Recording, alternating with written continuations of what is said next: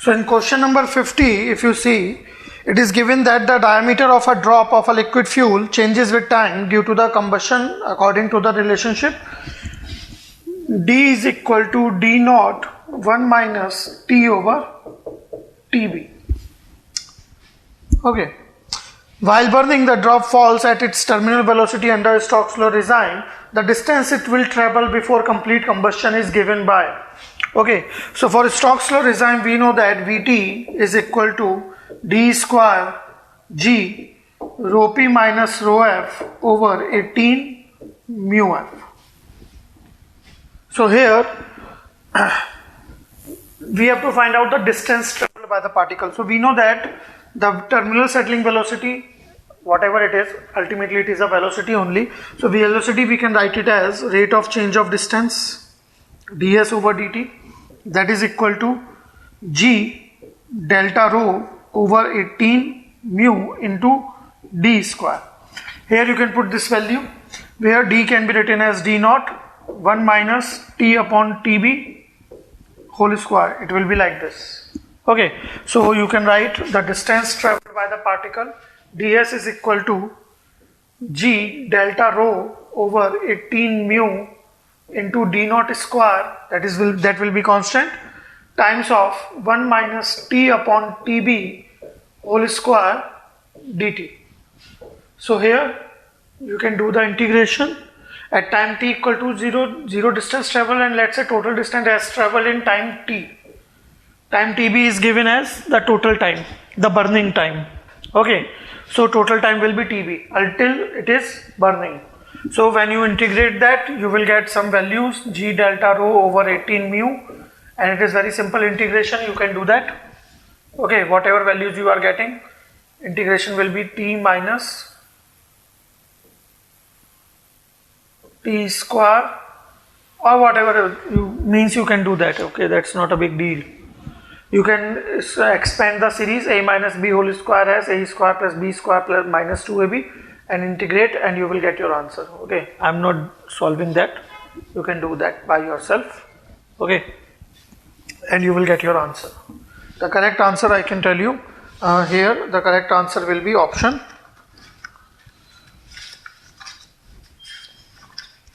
C. So it is a one easy numerical. Good, Khyati, very good. Okay, next question number 51 and कौन सा था? And it was 51 and 67.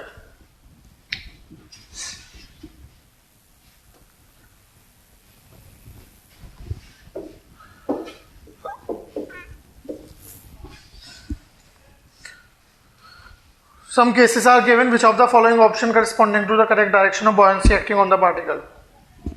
Okay, and it is given that in first case, particle is moving along the positive y direction, and in case 2, it is moving along the negative y direction.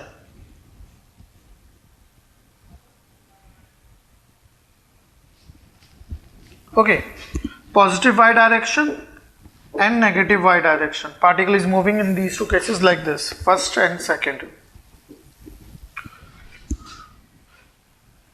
Gravity acts along the positive direction. It is given that gravity is acting in the following direction, in the positive y direction. So where will be the buoyancy force will act? Okay, irrespective of the particle movement, we know that buoyancy force is always opposite to the gravity force. If gravity force is acting downward, buoyancy will act upwards. If gravity is acting upwards, then buoyancy will act downwards. So on both particles, buoyancy force will act in negative y direction. Gravity is acting in positive y, so buoyancy will act in negative y. That is option C. Okay, simple. Last is 67, and 67, as I told you, you have to calculate the maximum possible particle diameter. Okay, so in 67, for Stokes law regime, we know that Vt is equal to dp square g rho p minus rho f over 18 mu f, and particle Reynolds number is dp rho f Vt over mu f.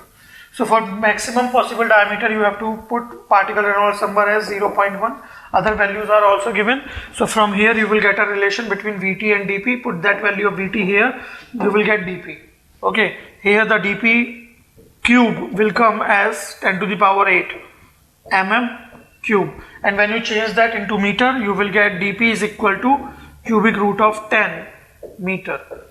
Okay, simple. Whatever that value will be, you will get your answer. Okay, so you can solve all these numericals similarly. These are 3 quality questions. Other than this, they are very simple numericals on sedimentation, in which you just need to use the equation, put the values and get your answer. So in mechanical operation, every question is like that. You have to just know the equations. Okay, so that's why I say it is one of the scoring subject where you can easily secure all the 4-5 marks in GATE exam. Okay, and easy as well. So now let's move to the next part. Okay, that is fluidization.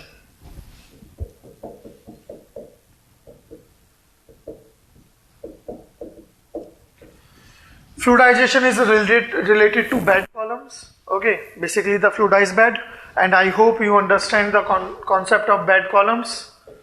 That bed columns are used to increase the mass transfer and heat transfer between the phases.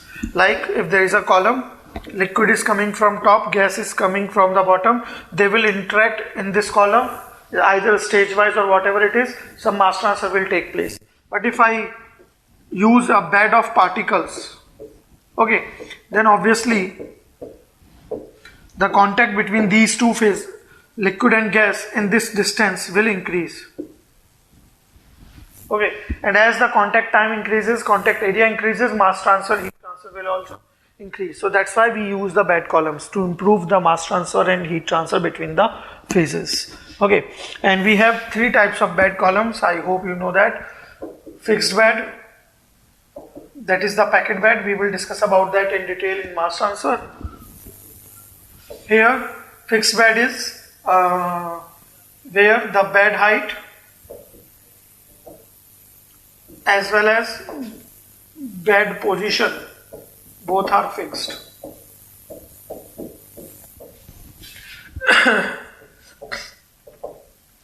Next is moving bed, where the bed height is fixed and bed position is variable. And third one is fluidized bed,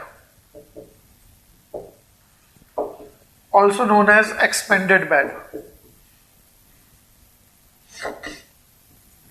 where the bed height is variable but bed position is fixed. Okay, it is like you can visualize as first case is a ceiling fan.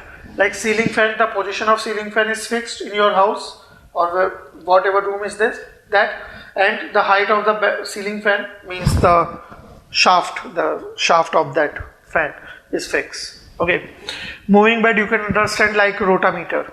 In rotameter, if you know, the floater is there, the height of the floater is fixed, but the position of the floater changes along the flow rate. Okay, and fluidized bed is expanded bed is like you have attached a spring on the wall, so the position is fixed, but you can change the height of the length of the spring, okay, by stretching the other end. Okay, so that is the variable height. This is the fluidized bed. So here we will see the expanded bed. What is that?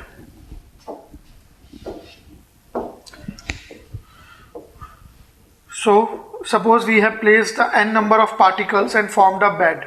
Okay, in that case we have make sure that the bottom plate remains fixed. Okay, and there is no top plate on the head of the particle. So in this case, as the fluid flows, okay, suppose the velocity of the fluid is V0, we are denoting by capital V0, is less than Vm. Vm is the minimum fluidization velocity. What is that? That we will discuss later on. Wait.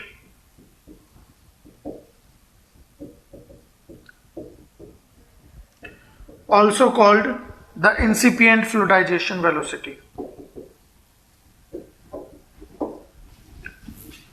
Okay, so in this case what will happen? Fluid will enter in the column, it will move along the pores of the particles, along the pores of the bed without disturbing the particles. in this case, as particles are not getting disturbed. Why? Because the fluid does not have the sufficient energy so that it can disturb the particle. Okay, the drag force is not there. Sufficient drag force is not there. So in this case, particles are not moving. So we can say this is the fixed bed condition of the particle, of the column. Okay, now the second scenario.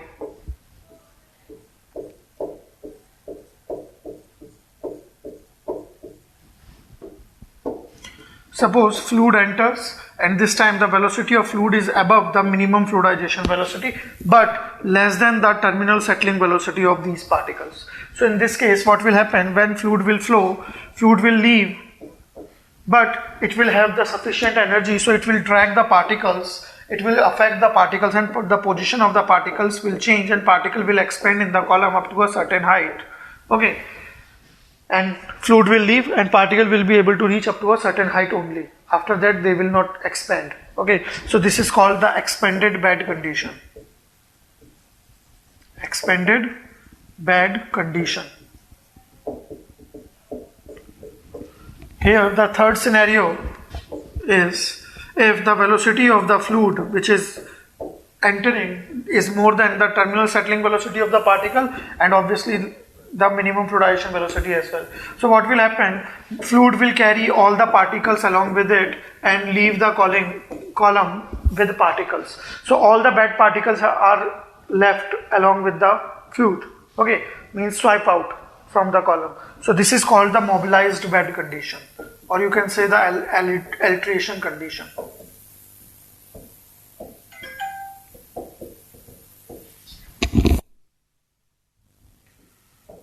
Alteration condition.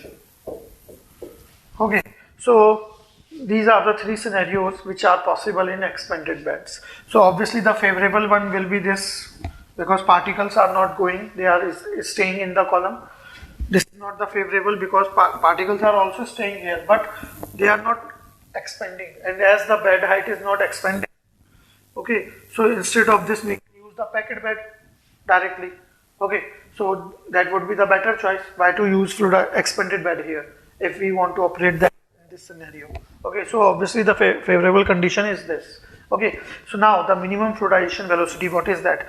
See, before we understand that, you should know one more thing, that this expanded bed condition, when the bed particles height expanded, okay, fluid is leaving but particles are not leaving. This is the expanded bed condition. So this expanded bed shows the characteristics like a fluid. This expanded bed shows the characteristic like a fluid. That's why it is also known as fluidized bed. Fluidized bed. Okay, so what is minimum fluidization velocity? As we increase the fluid velocity which is going in the column, okay, so the minimum velocity of the fluid, at which bed start to expand, means the minimum velocity of fluid at which the particle just start to expand a bit, okay, that will be known as minimum fluidization velocity. And since particles are expanding, means that is an expanded bed, and expanded bed is also called fluidized bed. So the minimum fluidization velocity is the minimum velocity of the fluid at which bed becomes fluidized, or the bed started to act like a fluidized bed. That is called minimum fluidization velocity, because expanded bed means fluidized bed.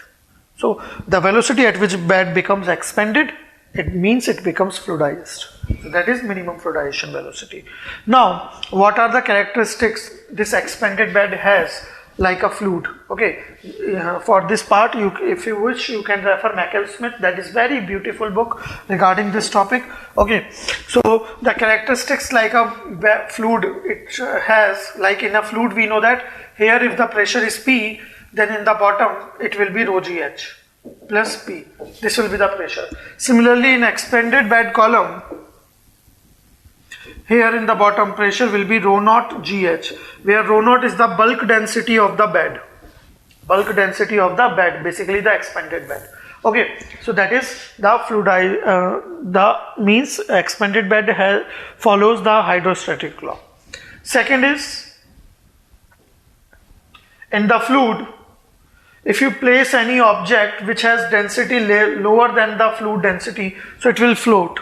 Similarly, in expanded bed column, if the density of object is less than the bulk density of bed, the object will float over the bed. Okay. Third, in the fluid, if you see, when fluid column is vertical, the top surface will be horizontal. If you tilted the column, again the top surface of the fluid will be horizontal. Okay, similarly in case of expanded bed, even if you tilted the column, the top surface of the bed particles will be horizontal. Okay, so these are few characteristics. Similarly, there are many others, okay, which if you wish you can see by yourself, or otherwise it is given in our study material, no problem. So these are the few characteristics like a fluid, that's why we say this is a fluidized bed. Okay, some more characteristics are also there, anyways, forget about that. Now, the pressure drop diagram and the bed height diagram. So about the bed. Now listen carefully, it is very important concept to understand. Okay, these are the particles.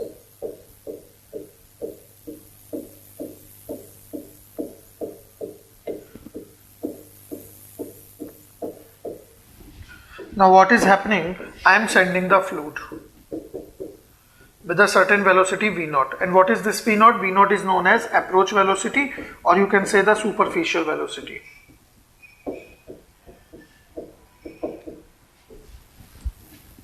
Okay, or superficial velocity.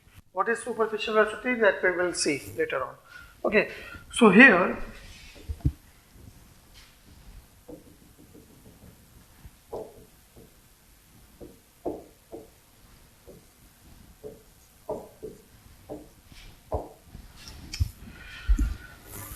now I am sending the fluid. Initially there is nothing. Okay, this is a new column, newly designed column where I just put the particles.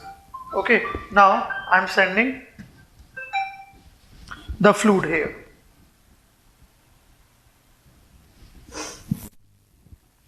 So as the fluid enters, starting from the zero velocity, fluid enters. Obviously, fluid will enter in this throughout the pores, throughout the empty spaces of the particles and leave.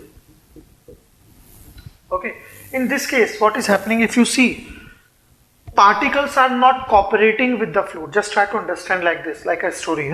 These particles are not cooperating with the fluid. They are acting like an obstacle.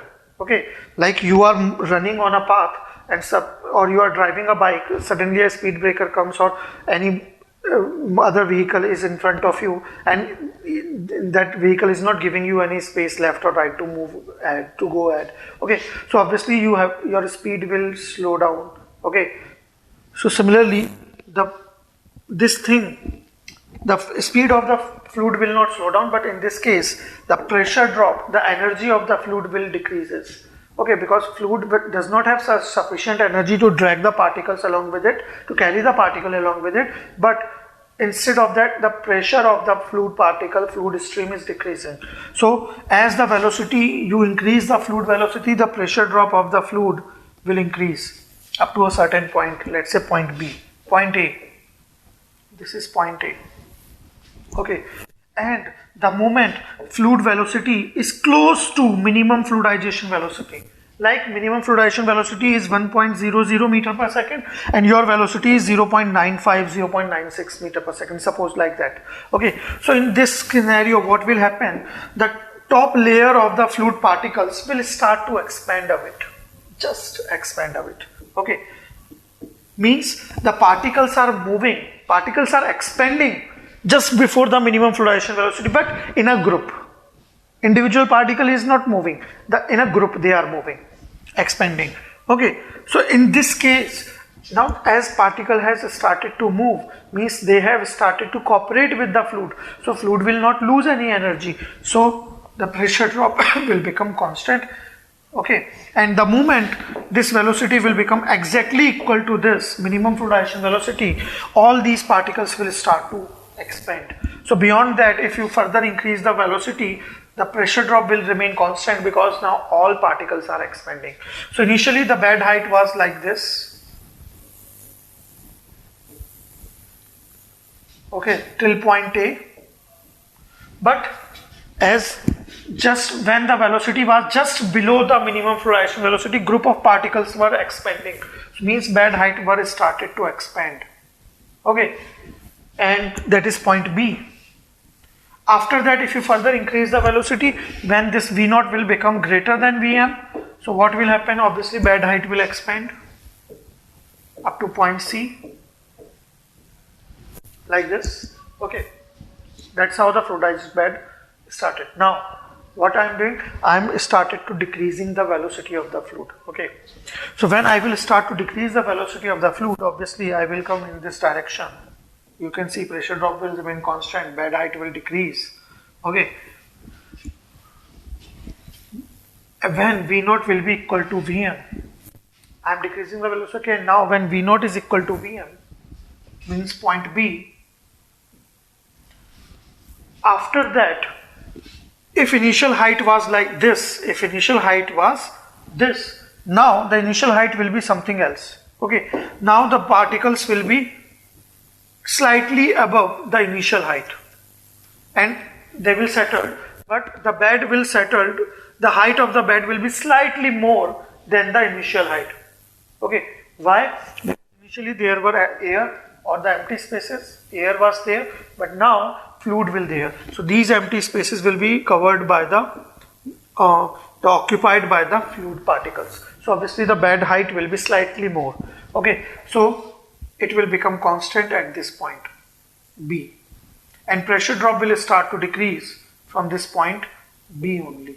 Okay, and when you do the same thing repeatedly for 3, 4, 5 times, then what will happen? This point A will shift on B.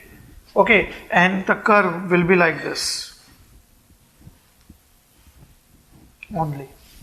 Okay, so that is the minimum fluidization velocity where the bed is actually settled here. Okay, so that is the logic. Now about the pressure drop, why it is being constant, okay, and why particles are expanding up to a certain height, but not, later on they are not moving. Okay, simple logic is, initially as you applied the fluid, as you are sending the, obviously the force will act, gravity force will be there. If I talk about these particles, force balance on these particles. Okay, so on these particles, as you do the force balance, what will be? Gravity force will be there, and buoyancy force will be there obviously, and in opposite direction. Okay, and they will be balanced by the, as you increase the fluid velocity, the drag force on the particles will also increase. The drag force exerted by the fluid on the particles will also increase. That we have already seen, Fd is proportional to V square. Okay, so what will happen? As you increase the fluid velocity, the drag force acting on the particle will increase. And what is drag force? Drag force means fluid is pushing the particle to move in the direction of flow. Fluid is pushing the particle by some force to move it in the direction of flow, and that force is the drag force. So all these particles will start to expand.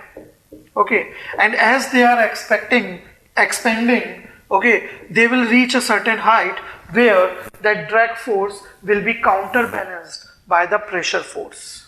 Okay, means the magnitude of the drag force will be exactly equal to the pressure force. In that case, you know that the sum of forces acting on the particle will be gravity force minus buoyancy force minus drag force. As fluid is moving upward, drag force will also act in upward direction. Okay, and when all forces are balanced, means net forces is zero, sum of forces become zero, so drag force will be equal to the gravity force minus buoyancy force. Okay, the bed particles will reach a certain height, and force will be exactly equal to the pressure force. Okay, and further, and for that velocity Fd is fixed, and that is same as pressure force. So particle will reach this height only, and they will not move along with the fluid further. Okay, because whatever fluid loss, whatever loss was there for the fluid, it is carried out, it is balanced by the drag force, the resistive force. Okay, so now fluid will not push the particle ahead. Okay, because that pushing force will be counterbalanced by the pressure difference. So here the force balance will be like delta P is equal to Fg minus Fp, because Fd is equal to delta P at that height. Okay, and here if you put the values, so you know that pressure force, not delta P, pressure force will be Fp, you can say Fp. Okay, drag force will be equal to Fp. Pressure force basically. Okay, and what is pressure force? That is delta P into A. Gravity force is Mp into G. Buoyancy force is Mf into G. That is weight of the displaced fluid. And here you can simply say delta P into A is equal to weight, mass of the particle. Mass means density into volume. So density of the particle into volume of the particle into G, minus weight of the displaced fluid, and we have already seen weight of the displaced fluid is mass of the displaced fluid is what? Density into volume. So density of the fluid into volume of the displaced fluid, that will be same as the volume of particles into G. Okay, and now what is the volume of particles here in this column? See, the cross sectional area is A, length is L. So total volume of the bed will be equal to AL. Okay, and what is that AL? AL is the total volume of this bed, in which I have particles plus fluid. So what is the volume of fluid there? Volume of fluid will be total volume multiplied by volume fraction of the fluid, that is epsilon, or I can say the porosity of the bed.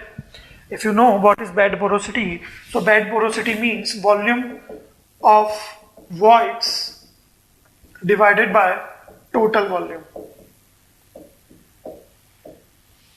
Okay. And what is the volume of voids here? So in this case, volume of voids and volume of fluid will be same, because every empty space has been now occupied by the fluid. So in this case, volume of the fluid will be total volume into epsilon, means volume fraction of fluid. So for particle, if epsilon is the volume fraction of fluid, what is the volume fraction of particles? That will be 1 minus epsilon. So volume of particles will, that is the total volume AL. So volume of particles will be AL 1 minus epsilon G minus rho F into AL 1 minus epsilon into G. Ultimately, you will get the final expression as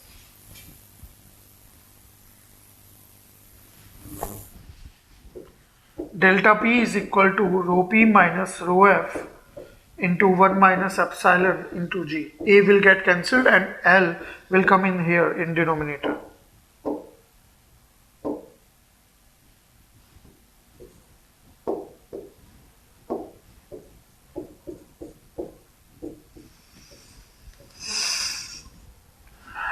This is the force balance on the fluidized bed.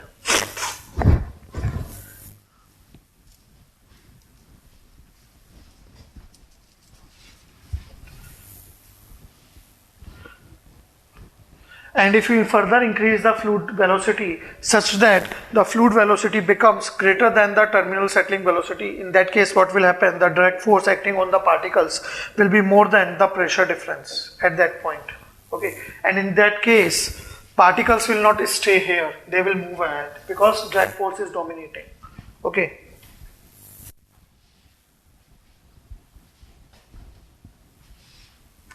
So that's how you can do the force balance. Further, if you want to calculate the minimum fluidization velocity, then you can calculate that with the help of Argand's equation.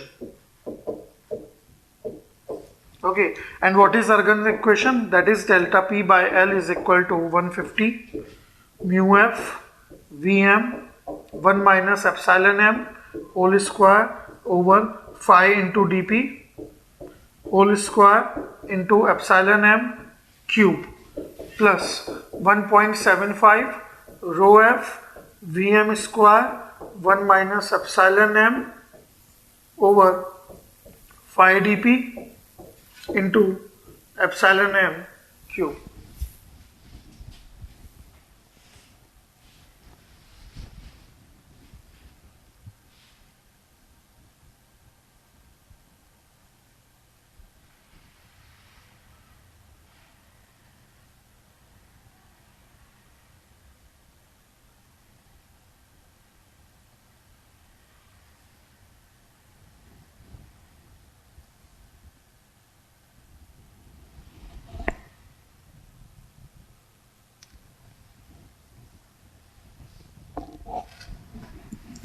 where Vm is the minimum fluidization velocity, epsilon m is the bed porosity at minimum fluidization. It is not the minimum porosity, understand, epsilon m is not the minimum porosity, it is the porosity at minimum fluidization. Phi is the sphericity of particle, dp is the diameter of particle, mu is the viscosity of fluid, rho f is the density of fluid, del p by L, you know that. From here you can calculate the del p by L, put that value here and you will get the minimum fluidization velocity. Simple. Okay, and here in this equation if you see the first term viscosity is there, so it represents the viscous losses. In second term we have velocity square. Velocity square means the kinetic energy, if you know kinetic energy, half mv square. Okay, so it represents the kinetic losses. There was a question as well. Organic question was given and you have to find out the ratio between kinetic losses and viscous losses. Okay, means simply equation was already given. Values are also given and you have to find out the ratio. So if you know the things, you can calculate. Otherwise, no one can help you in that. So that is the Argand's equation. And here we define the particle Reynolds number as diameter of particle, velocity of the fluid, that is the approach velocity, density of the fluid over viscosity of the fluid. So if particle Reynolds number is less than 10 to the power 0, that means 1, that is the laminar flow regime.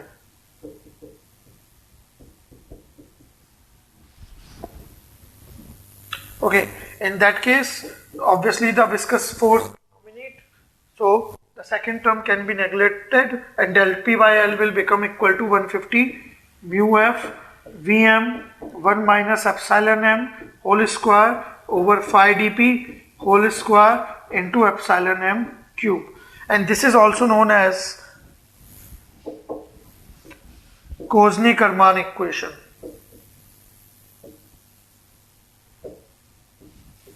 Only this part.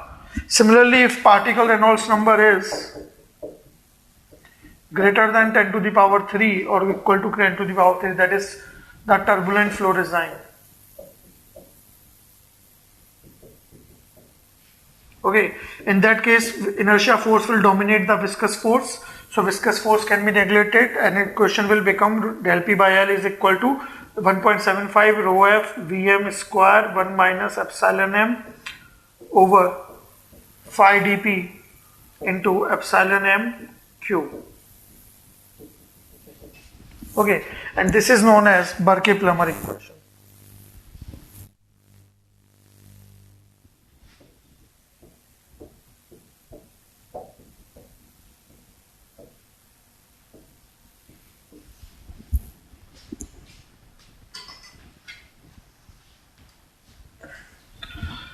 So this is all about the fluidization, okay, which is more than sufficient for your GATE exam.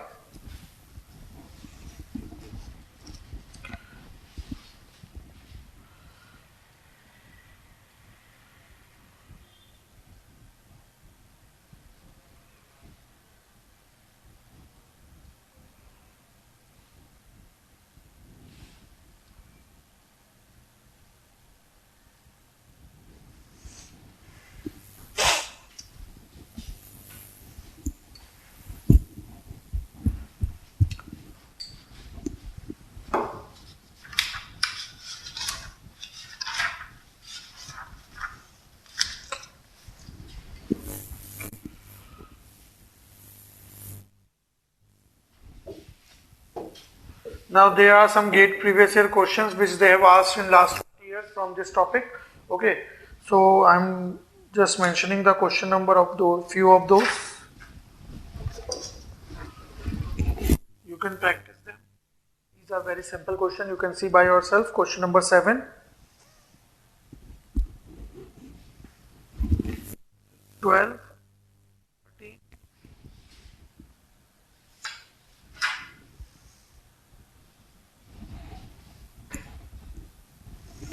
21,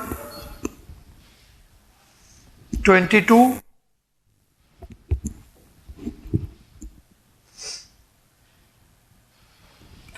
28,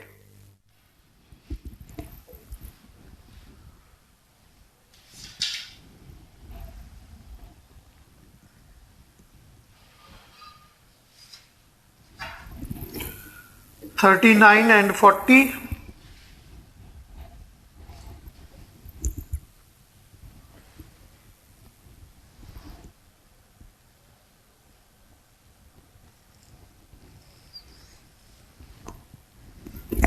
Forty-seven,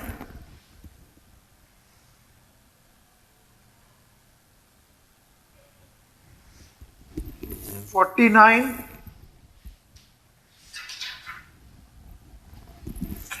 53, 54. That is the question where they were asking about the loss ratio of the losses.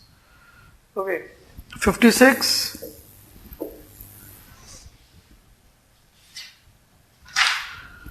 62,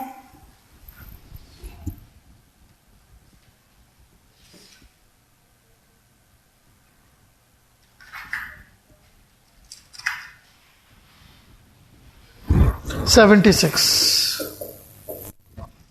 That was from GATE 2020. Huh? So these are the few questions which they have asked in last 20 years from this topic, fluidization, and you can solve all these questions by yourself. All are very easy questions. If by chance any one of you have any doubt in any of the question in mechanical operation from fluidization or any other topic, okay, just mention that to the office mail ID or on the office number. They will connect that to me and I will provide the video solution of that question either on our Facebook page or on our YouTube channel. Okay, so and that will be informed to you within 24 to 48 hours. Okay, if everything is well. So that is something about the fluidization which we want to discuss. Next topic is filtration.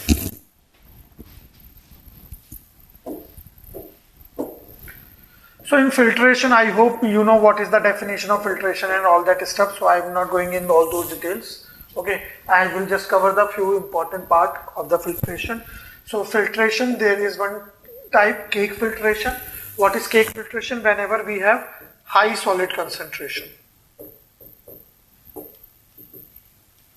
Okay, so what will happen? This is a medium, filter medium, also known as septum.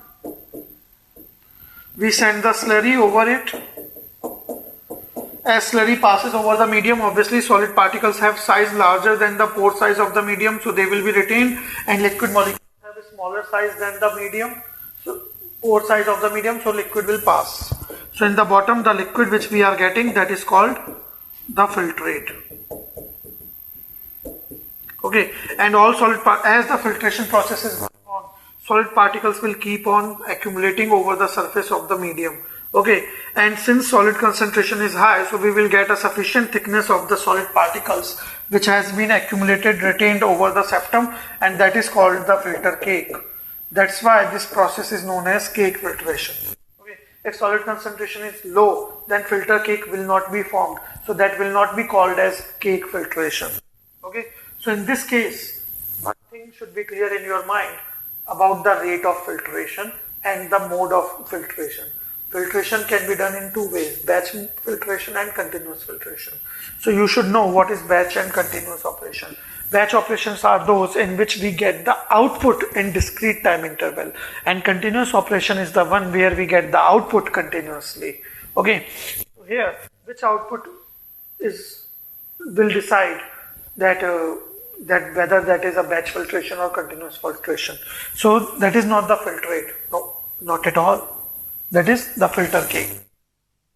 You are discharging the filter cake continuously, that is continuous filtration, and if you are discharging the filter cake in discrete time interval, then that is batch filtration. Okay, why? Because just try to understand, this is a separation called, suppose this is the septum, I am sending the slurry. Okay, I am sending the slurry here. If here you are not getting any filtrate, if you are not getting the liquid, it means filtration is not happening. And if filtration is not happening, then how can I talk about the batch or continuous filtration? Okay, so if filtration is happening, means separation is happening. So obviously filtrate I will get. Slurry coming, solid retained, liquid is here, filtrate. So if filtrate is coming out, only it means filtration is going on. Okay, so based on the flow rate of this filtrate, we define the term rate of filtration. rate of filtration. And rate of filtration is nothing but thus the volumetric flow rate of the filtrate in the outlet, where this V is called the volume of filtrate collected. Volume of filtrate collected.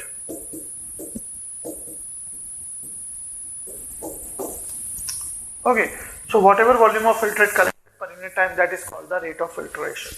Okay, so simple sa logic hai, you should understand. If initially we were having only septum, and as the process goes, this filter cake also formed. So medium has resistance, cake will also apply some resistance over the liquid. Okay, just try to understand. As the thickness of the cake increases, as cake thickness increases, the cake resistance will increase, because liquid has to pass the larger difficulties. Small thickness means small difficulties, larger thickness means large difficulties. And if liquid is passing through large difficulties, so obviously few liquid particles will be able to cross, and most of them will retain here. Okay, and if liquid is passing with ease, there is no difficulty, so almost all of the liquid particle will pass here. Simple. Okay, so this is the cake resistance. And medium, since medium height is constant, that not change during the process, so okay, medium resistance remains constant through most of the time. Throughout the process, medium resistance is constant, as its height is not changing, the thickness of the septum is not changing, until and unless you are trying to damage that. Okay, anyways, so what will be the overall resistance? This plus this, obviously medium resistance plus cake resistance, so overall resistance will increase. And as overall resistance increasing, so obviously rate of filtration will decrease. This is the principle of cake filtration. As the process is going on, and you are not removing the filter cake, so the thickness of the cake will keep on increasing, and as the thickness is increasing, cake resistance will increase, thus overall resistance increase, thus rate of filtration will decrease, because very small amount of volume of filtrate will be out. Okay, this is the principle of cake filtration. And here the cake filtration we can classify into two categories.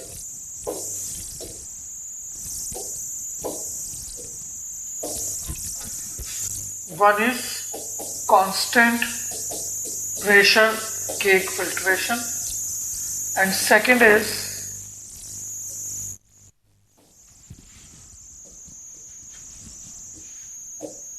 constant rate cake filtration. So as the name suggests, constant pressure cake filtration means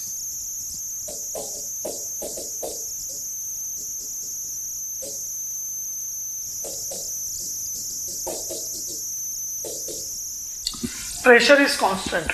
Which pressure is constant? Here pressure constant means the inlet pressure is suppose P1 here, outlet pressure is P2. Okay, so here the overall pressure drop delta P, that is P1 minus P2, will be constant.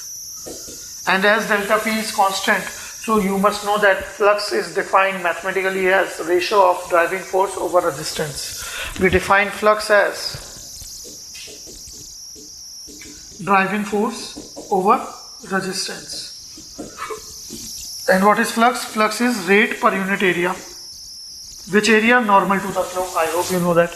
Okay, so here you can see driving force delta P is constant, but as the process is going on, cake resistance will increase, means the overall resistance increases, so the rate of filtration will decrease. Okay, and we will talk about this later on as per your syllabus. While constant cake filtration means my cake, the rate of the filtration should be constant, as name suggests. Rate of filtration should be constant. Okay, so here if you see, as the process is going on, the cake thickness will increase. Here the pressure is P1, here the pressure is P2 in the outlet where I am getting the filtrate. So rate of filtration is constant. Okay, so what is the meaning? See, rate is equal to driving force over resistance. One thing is obvious, as the process is going on, cake resistance will increase, means overall resistance increases. If I want the rate, the flux to be constant, then what I have to do? Resistance is increasing, flux I want constant, so I have to increase the driving force. Okay, when the resistance is increasing already, driving force will also increase. This ratio will increase with the same value. Means the resistance and driving force are increasing by same rate, so their ratio will remain constant. Means flux will remain constant. Means rate of filtration will remain constant. So what is the case here? Driving force increases. Driving force delta P is what? P1 minus P2. So either increase P1 or decrease P2 for that. So in industry we prefer constant pressure filtration only. We don't talk about constant rate. Why? Because the maintenance, the operational cost here is quite high. Why? What is the reason? Because we have a large limitations here. Like first limitation, P2 we can decrease. Pressure at the outlet where filtrate is coming out. P2 you can decrease, but you have to make sure that as you are decreasing the pressure here in the outlet, at any time this pressure should be more than the vapor pressure of the liquid. Okay, because if the P2 becomes same as vapor pressure or below the vapor pressure, then this filtrate will vaporize, obviously. Okay. Similarly here P1 that we are increasing. Okay, but if we want to increase the P1, then there is a problem. Then the problem is the force on the cake, the overall pressure P1, the overall force acting on the cake will increase.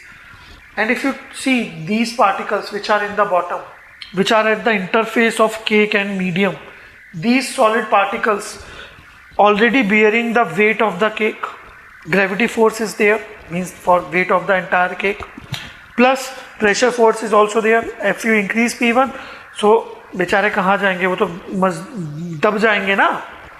And when these particles at the interface will get crushed, so when the particles get crushed, obviously they will choke and block the openings, the pores of the septum. And if the pores and the openings of the septum are blocked, then liquid will not pass through this. So that is also one another problem. So that's why in industry we mainly try to do this constant pressure cake filtration. Okay, so I will not do the derivation and all that stuff here. For that you can watch the video lectures. Okay, so or you can go through the Mencken Smith. That is one of the best and better book, and or otherwise Jim Coppis. Both of the books are best for this topic, filtration. Okay, you can see the derivation there, or it is already in the study material as well. Okay, so the finally what we get here, we get for the constant pressure cake filtration, we get one equation that is called filtration equation. That is dt upon dV is equal to Kp into V plus B. This is called the filtration equation, which should be clear to you always. You can afford to forget your mean, but you cannot afford to forget this equation, where B is equal to Rm into mu over delta P into A, where Rm is the medium resistance. Okay, and the units of medium resistance should be in meter inverse.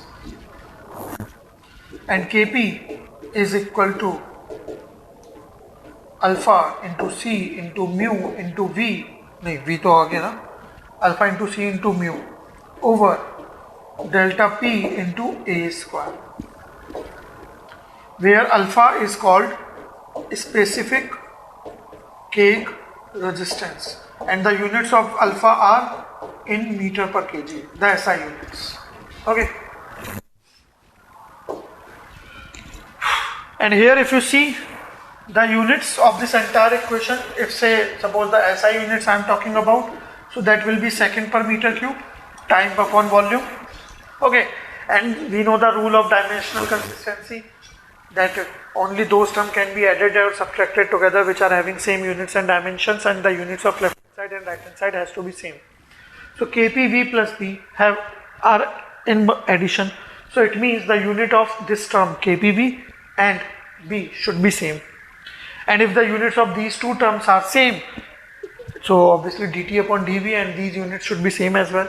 So the unit of B has to be second per meter cube, same as dt by dv, and Kp into V has same unit, so Kp unit will be dt upon dv unit divided by V, means second upon meter power 6. Okay, and here what is alpha?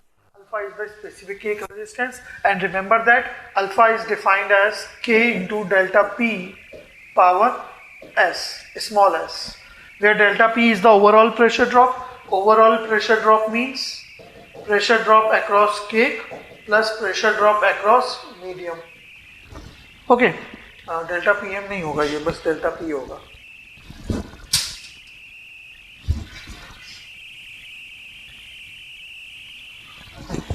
Task है यार, इसे practice करना, कोई नहीं, कर लेंगे.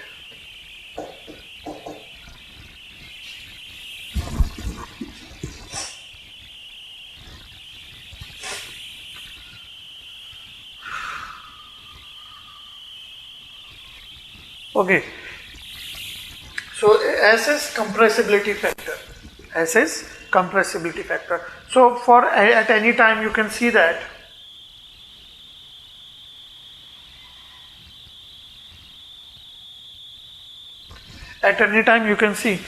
constant pressure cake filtration means delta P is constant. If delta P is constant, S and K are already constants, so alpha will be constant always. Whatever values are there, alpha will be constant. But you should know that if alpha is the function of pressure drop, then that is called compressible cake.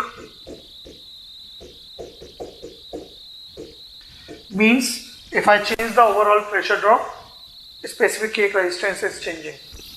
And if alpha is independent of pressure drop, means it is not the function of delta P, then that is called incompressible cake.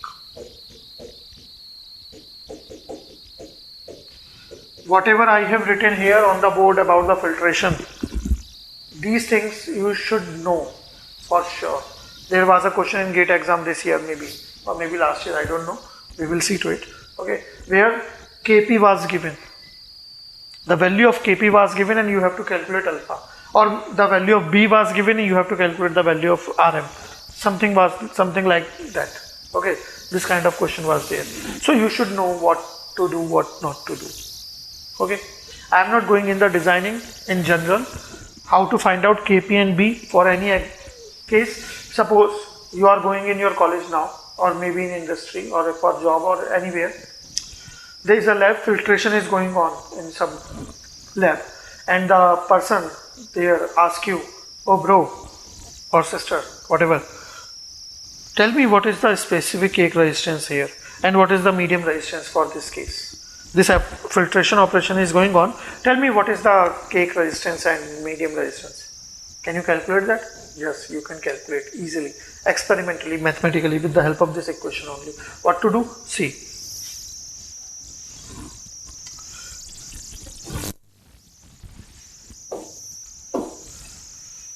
We have dt upon dv is equal to Kp into V plus B. As we have seen, delta P will be constant, A has to be constant, mu will be constant, Rm will be constant as well. Here similarly, here all the things will be constant. Whether alpha is the function of delta P or not doesn't matter. You are talking about constant pressure cake filtration. So you will set delta P to be constant. So alpha will be constant as well. Whether it is compressible or incompressible cake doesn't matter. Whatever value of alpha is there, that will be constant. So Kp will be constant as well. So now, if you integrate this, you will get, how to integrate? See, dt is equal to Kpv plus B times of dv. So at filtration time t equal to 0, volume of filtrate collected will be 0, and total volume of filtrate collected V at time t. So here you will get t is equal to Kp upon 2 V square plus Bv. So like this you can calculate the time required for filtration. You just need to put the value of V, the volume of filtrate collected in total time. And if you rearrange this equation, you can also write it as T upon V is equal to Kp upon 2V plus B. Okay, so in that filtration experiment, you can calculate the value of filtrate collected, the volume of filtrate collected at different time. Means this data, T by V data, you can tabulate. Okay, you can collect the data and you can tabulate the data. And when you plot this data in a curve of t upon v versus v, so you can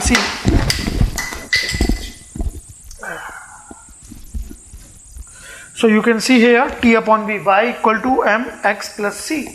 So it will be a straight line like this, and the slope will be equal to kp by 2.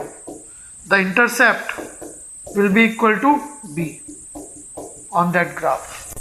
Okay, so that's how you can calculate the value of kp and b. And when you get the value of kp and b, you can put those values here, you put alpha and rm. Simple. Okay, so this was the question there. Sir, in Reynolds number 1 minus epsilon in denominator. In case of fluidization, when we talk about the designing and all that stuff, and since that is not in your syllabus, the designing part, so that's why I didn't mention that. In particle Reynolds number for fluidization, sometimes we have to consider 1 minus epsilon in the Reynolds number and sometimes not. Okay, but don't worry, whatever level you have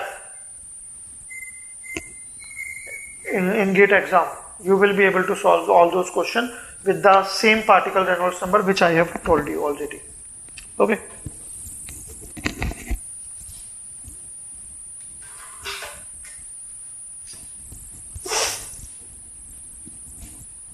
So that is your choice. Either you can believe me or you can believe the study books.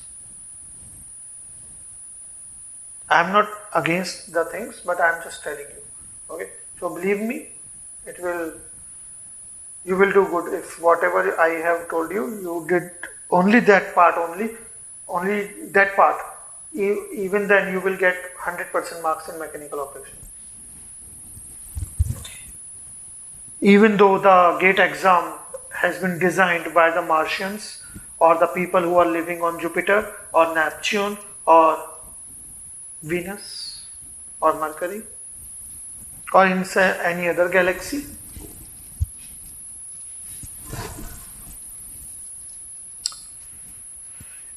in mechanical operation, trust me, this is more than sufficient. So this is all about the filtration, guys, which I want to tell you. Now the questions which they have asked in GATE exam from filtration in last 20 years, let's note down those question number so that you can practice them.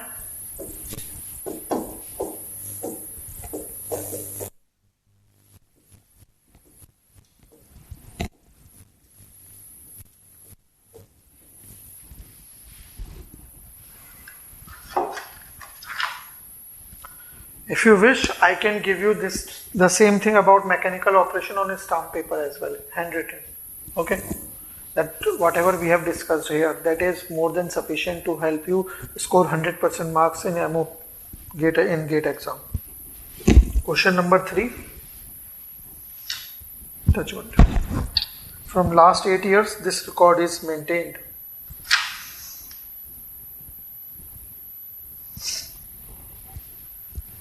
Question number 9.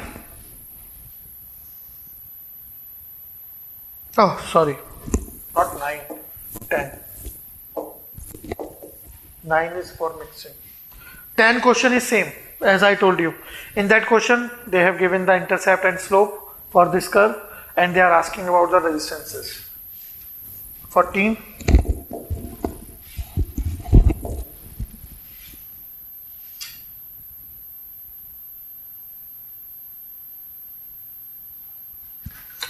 In this question booklet, question number 14 is incomplete. Okay, the statement is incomplete. There is some typing error.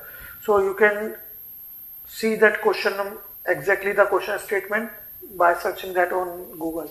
Okay, just see the GATE year, find out the question paper of that GATE year, or you will get that same paper on our website as well. From there you can complete that question statement. Okay, and till then I will try to rectify that problem and upload the latest updated version of the file on our website.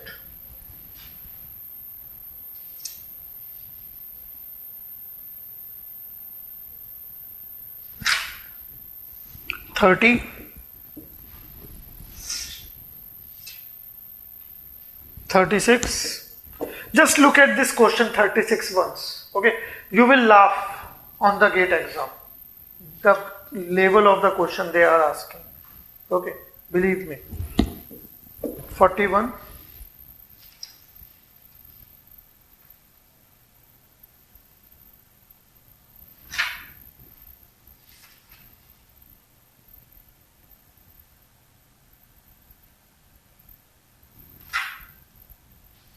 $63